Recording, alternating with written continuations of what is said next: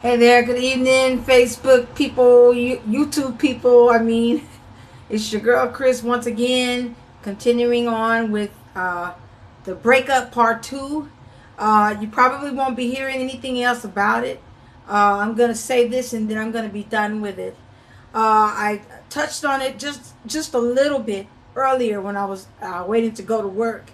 But I had to get the truth out there because I know that my name and my reputation is twisted and turned right now. He has, excuse me, went to the people that's in his corner and have told a lie, and most likely have told that I broke up with him. I broke up with him.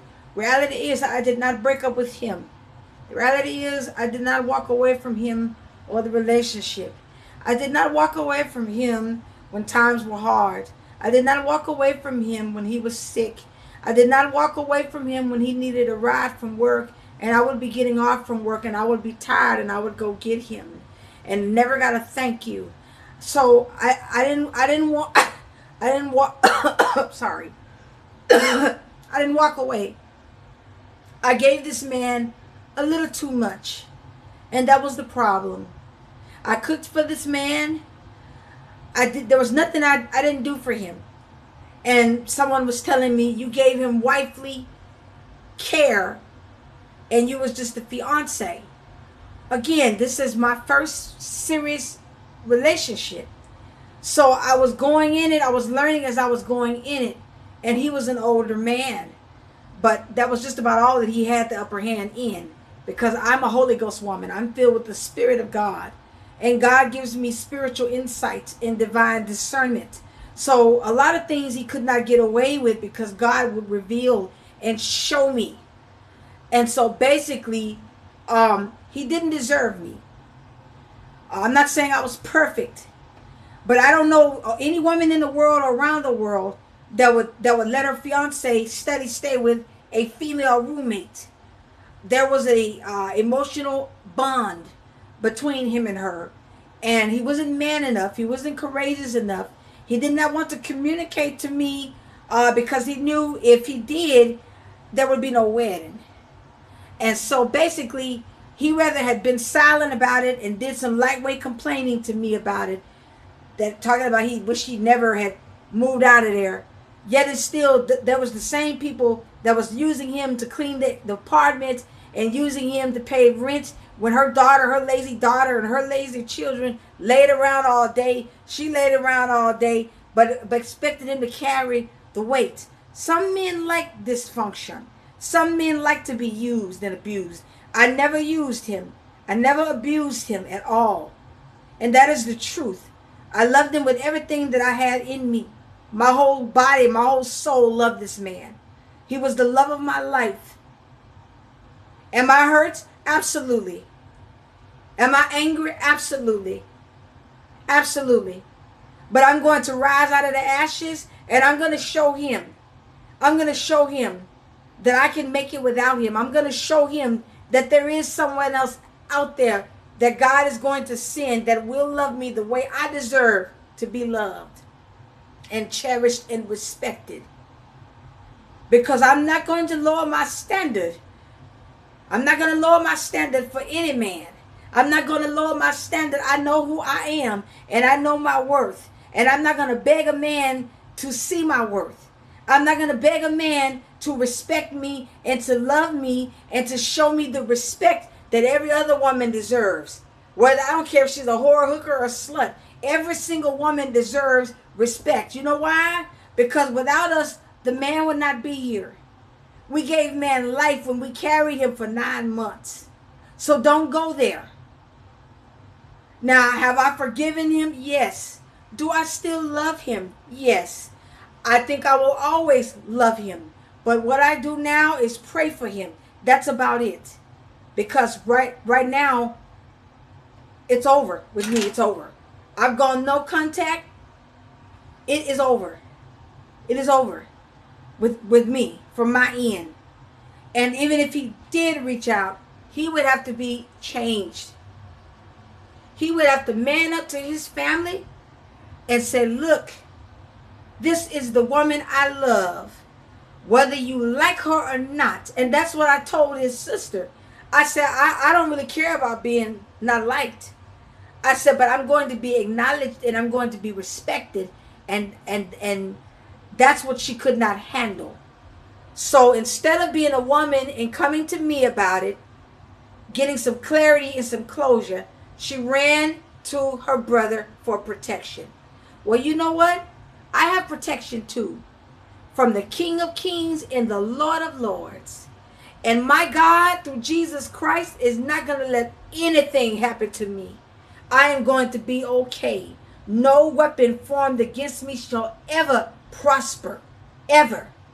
I'm not a violent person. I'm not a malicious person. I just told her the truth. Because I know that I didn't know it until then, she saved face really good. She pretended really good. And there was some areas in Kevin that were prejudiced. Most likely his upbringing. His father most likely was like that and ingrained that in them. Parents, listen. You have a responsibility to that child.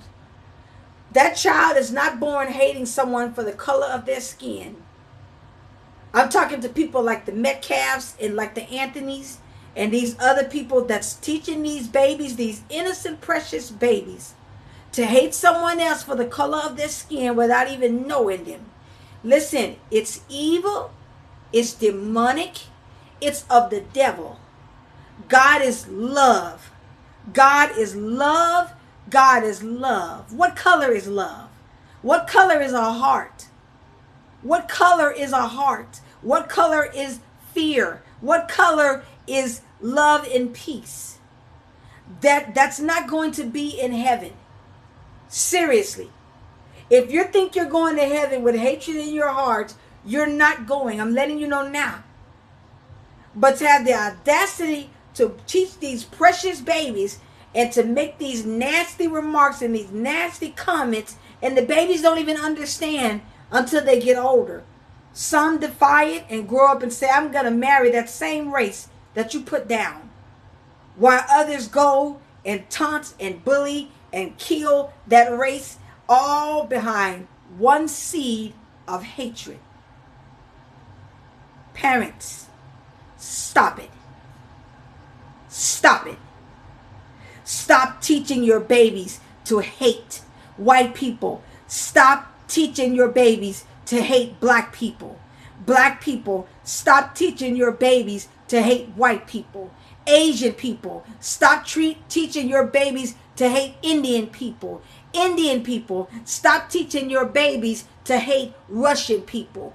Hatred is hatred, period. It's of the devil. Okay? Kevin let one of the best women in the world walk out of his life behind some fake tears and some fake lies that she twisted and turned. I never threatened this woman. I have no reason to get on YouTube and lie. I'm before God right now. I did not threaten this woman. This woman could not handle the reality of me saying that I want to be acknowledged and respected as his wife. But you will never find another Kevin. And you might be content by yourself with the dog. But that dog is not going to hold you at night. That dog is not going to go up to the hospital with you. That dog is not going to cook for you.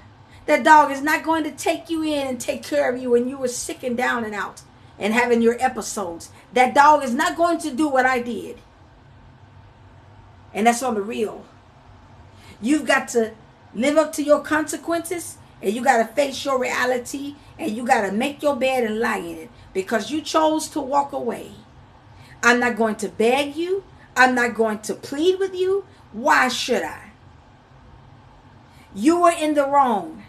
Your sister was in the wrong, and you owe me an apology. I may not never get it, but God is going to make you sorry every day of your life. Every day that you wake up and see, you're going to remember me. Every single moment in the day, you're going to regret losing a good woman like me, when all I meant to you was well. I was fiercely loyal, never cheated on you, didn't want anyone else but you. And you made sure that everybody else's tears mattered except mine. Let me tell you something. God put my tears in a bottle, according to the Bible. That's how sacred and concerned and caring he is about my tears. You heard it over everybody else's tears, but not mine. And you revealed who you really was. A cold, narcissistic, prejudiced man. I did not sleep with him, no. Because we was waiting to consummate and get married. I am so thankful to God for rescuing me. I am so thankful to God for not letting me marry. I was going to be in misery. Because if you couldn't stand for me being your fiance, I know you were not going to stand for me in marriage. But you know what? God's got the man for me. He removed you because you didn't deserve me. You were not on my level, and you did not want to come onto my level either. But God's got the man for me that's going to be on my level. God's got the man for me that's going to love me and cherish me and marry me. God's got the man that's going to stand against all, and he's going to be courageous. And you know what's going to hurt the most, Kevin? God is going to make sure you see it.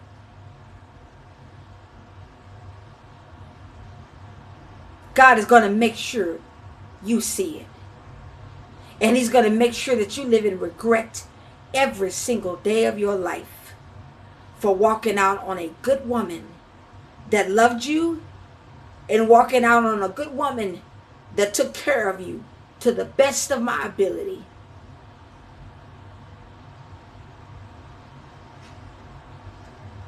I'm done with it. I have nothing else to say about it. I hope someone finds this, particularly women. Do not settle. Do not force a man to love you.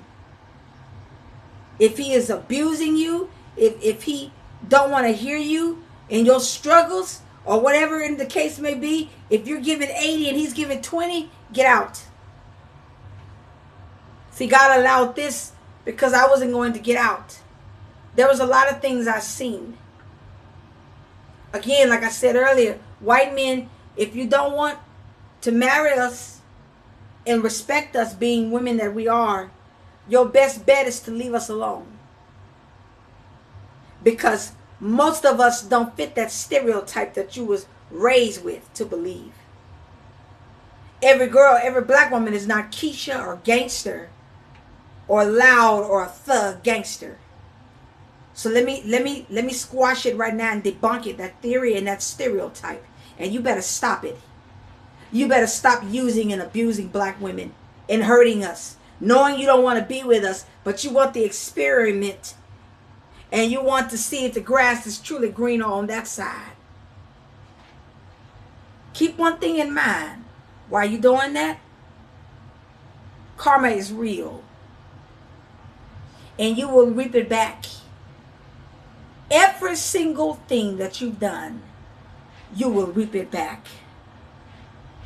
Because God is just. And he would not be God if he didn't allow you or anyone else to reap what you put out. I bet you right now, if she got a man, there's no way in the world Kevin would be able to interject with her. And don't let it be a black man. He would tell Kevin, you were going to respect me as her husband. And she would follow in pursuit and said, that's right, because that's my husband.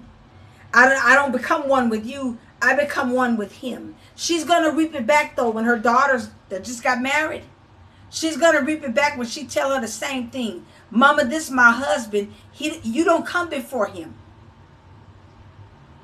Because I don't become one with you. I become one with him, forsaking all others.